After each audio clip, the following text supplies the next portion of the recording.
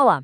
Hoje a gente vai mergulhar nas ideias de um dos pensadores, olha, mais importantes da América Latina, o filósofo argentino Henrique Dussel.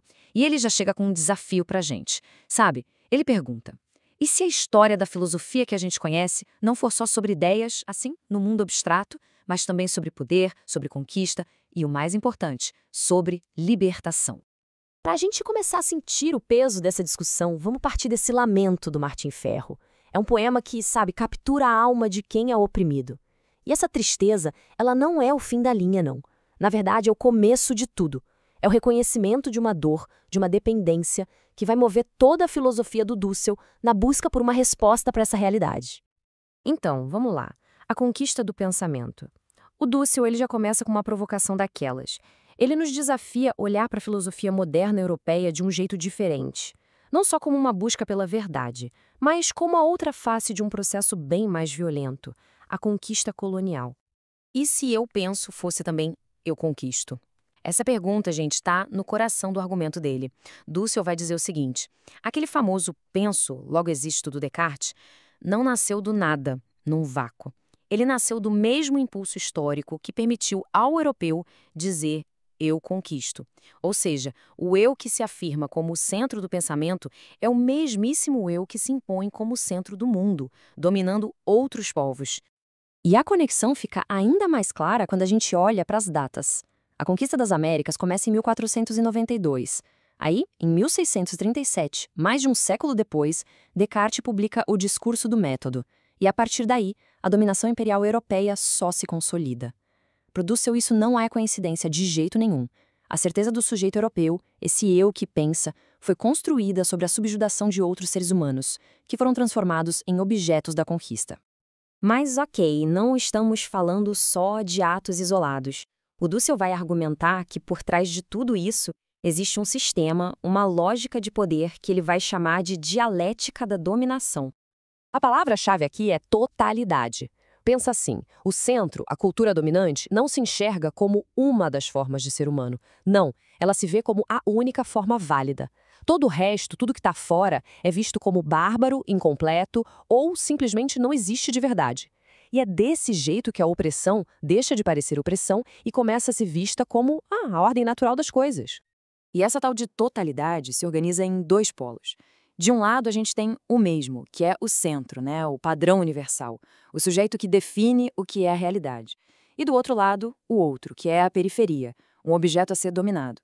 O problema é que, ao negar a palavra do outro, o mesmo acaba criando o que o Dussel chama de cultura do silêncio.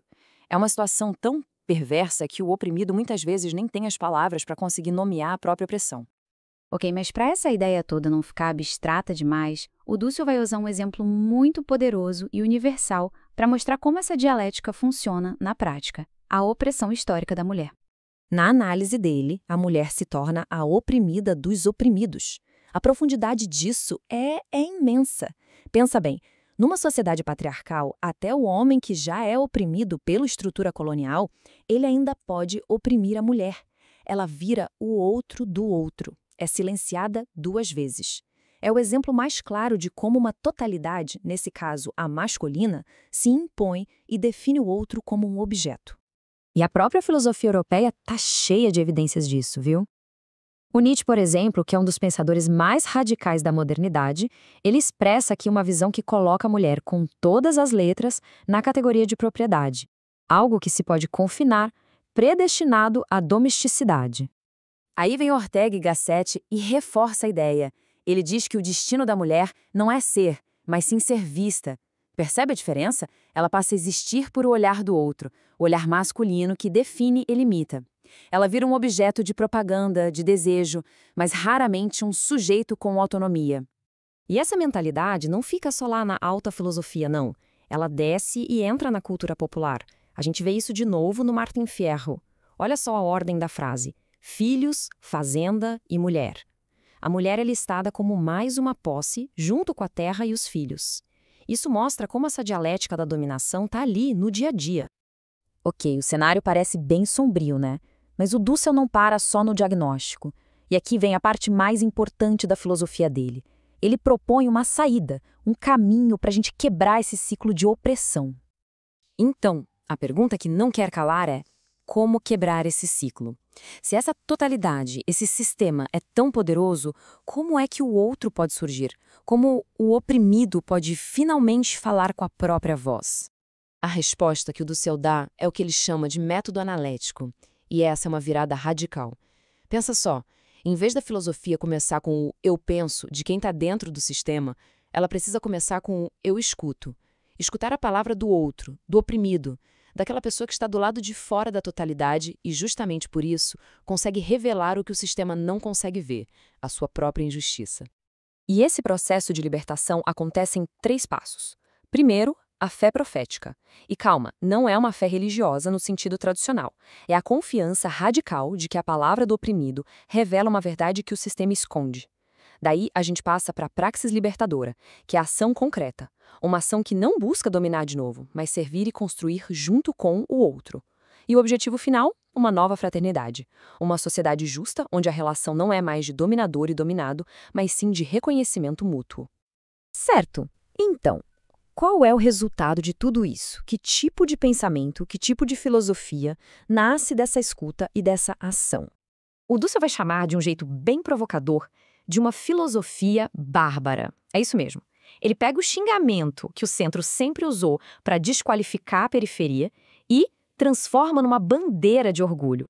Mas o que significa bárbara nesse novo sentido? Bom, primeiro, é uma filosofia que vem de fora do sistema eurocêntrico. Ela é pós-moderna porque supera aquela ideia do eu conquistador.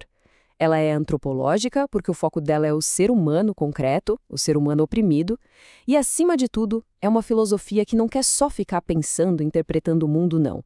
É uma filosofia da libertação, que busca ativamente transformá-lo. E, no fim, a gente fica com essa pergunta, que é o grande desafio que o Henrique Dussel nos deixa. O que significa pensar a partir do lado de fora do poder? Porque pensar a partir da periferia, da mulher, do indígena, do pobre, isso não é só um exercício acadêmico, entende? É um ato ético, um ato político que busca desmontar as estruturas de poder que nos formaram e, quem sabe, imaginar um mundo onde a palavra de todo mundo possa finalmente ser ouvida.